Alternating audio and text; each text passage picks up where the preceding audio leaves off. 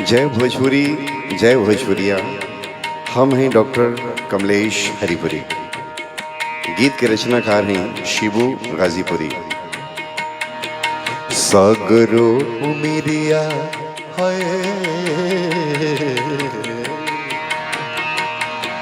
सागरो उमिरिया बिताई दिहला, सगरो उमिरिया बिताई दिहला, कुछ वो नहीं पवला।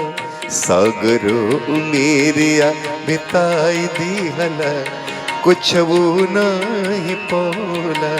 सगरो उमिरिया बिताई दिहला, कुछ वो नहीं पवला।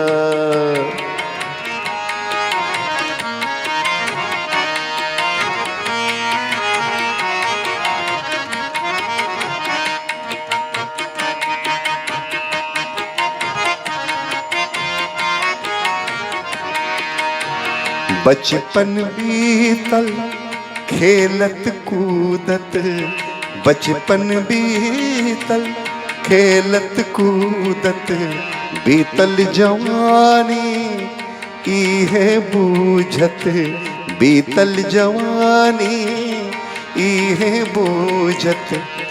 का मिलल है, का मिलल का गवाई दिहल, कुछ नहीं पौना।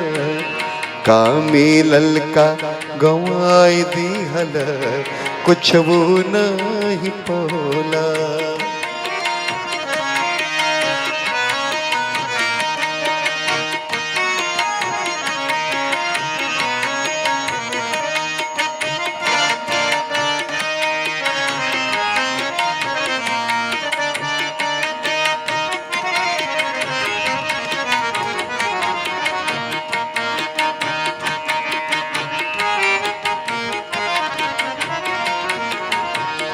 अइले बुढ़ौती लेके विपत्तिया, अइले बुढ़ौती लेके विपत्तिया।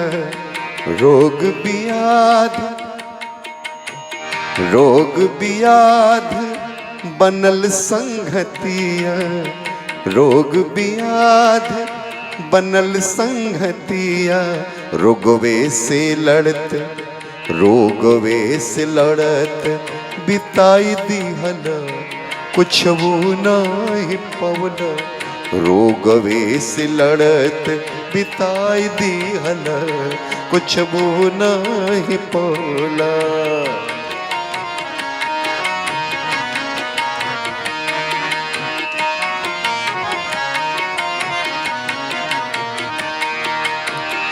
एक दिन सांस रुकल छाती के, आ गए अंतिम समय।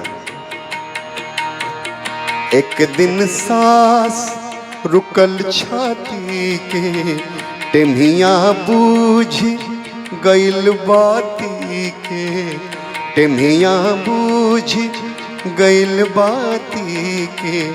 धुआं अस उधियाई दिहल, धुआं अस उधियाई दिहल, कुछ वो नहीं पौला।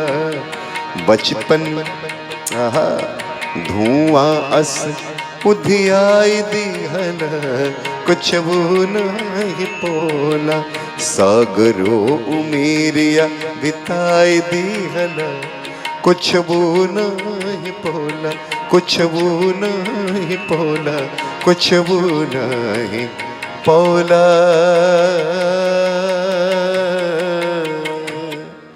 है कुछ वो नहीं पौला। कैसा लगा ली रचना? आपन अपन विचार कमेंट बॉक्स में लिख के ज़रूर बताएं। इस चैनल के अभी तक सब्सक्राइब नहीं किए लिए तो आप सबके सपोर्ट से बढ़ाई है कि स्वस्थ भोजपुरी हम गा रहल बानी कमलेश हरिपुरी। और जय भोजपुरी, जय भोजपुरिया के उत्थान खातिर आप सबके जुड़े के परी। आप सब खूब एक सहयोग करी, खूब एक शेयर करी। बहुत बहुत प्रणाम, बहुत बहुत प्रणाम।